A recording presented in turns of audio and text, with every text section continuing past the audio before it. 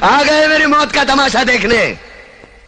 अब मुझे लटका देंगे, जुबान ऐसी बाहर आएगी, आंखें बाहर आएगी, थोड़ी देर लटकता रहूंगा, फिर ये मेरा भाई मुझे नीचे उतार देगा, फिर आप चर्चा करते घर चले जाओगे, खाना खाओगे, सो जाओगे। तुम्हारी ये नामर्दानगी, बुज़दिली एक दिन इस देश की मौत का तमाशा इसी खामोशी से देखेगी।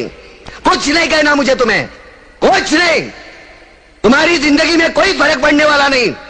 अंधेरे में रहने की आदत पड़ी है तुमको, गुलामी करने की आदत पड़ी है। पहले राजा महाराजाओं की गुलामी की, फिर अंग्रेजों की, अब चंद गद्दार नेताओं के और गुंडों की। धर्म के नाम पर ये तुम्हें बहकाते हैं, तुम एक दूसरे के गले काट रहे हो। काटो काटो। ऊपर वाला भी ऊपर से देखता होगा तो उसे शर्म आती होगी, सोचता होगा मैंने सबसे खूबसूरत चीज बनाई थी, इंसान।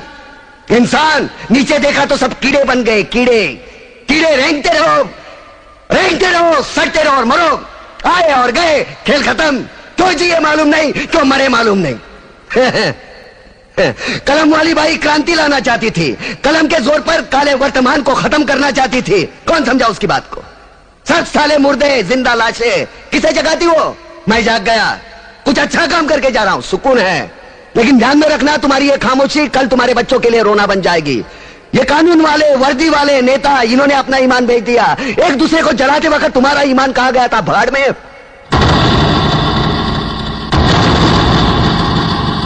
ये पिस्सू जैसा हमारा पड़ोसी मुल्क आने वाले कल में शायद अपने आप को दुनिया के नक्शे पर देख नहीं पाएगा। एक बात भूल रहा है, उनके घर में जो रोटी बनती है ना, उसका आटा भी विदेशी चक्की से पीस के आता है। साले अपने खुद के देश में सुई नहीं बना सकते और हमारे देश को तोड़ने का सपना देखते हैं। वो ये सपना देख सकते हैं क्योंकि उन्हें मालूम है ये मुर्दों का देश है। वतन के लिए किसी को कोई हमदर्दी नहीं है। इसे तोड़ना बिल्कुल आसान है। मैं हिंदू, मैं मुसलमान, मैं सिख, मैं फलाना, मैं ढिमका। एक लाठी को तो कोई भी तोड़ सकता है, लेकिन लाठी के भारे को तोड़ना मुश्किल है। मैंने बचपन में पढ़ा था, स्कूल में, तीसरी में। मैं क्यों समझा रहा हूं तुमको? क्यों समझा रहा हूं? पागल हूं मैं? भूसा भरा पड़ा है मेरे दिमाग में। क्यों बातें कर रहा हूं इन पत्थरों से? हंसो हंसो, खुशियां मनाओ। क्रांति की राह पर एक और कुत्ते की मौत मरने जा रहा है, कल कोई और मरेगा। हमें क्या? हम इसी तरह जीते रहेंगे, है ना? जियो भाई जियो, जैसे चाहिए वैसे जियो। मैं हिजड़े की जिंदगी जीना नहीं चाहता। ए ला, चल चल ला।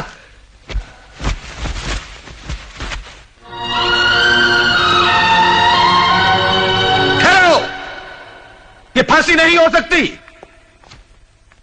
उन देशद्रोहियों के खिलाफ जो सरकार को सबूत मिले हैं, उससे साबित होता है कि प्रताप ने उनको मारकर देश का उद्धार किया है। इसलिए भारत के राष्ट्रपति ने उसकी सजा माफ कर दी है।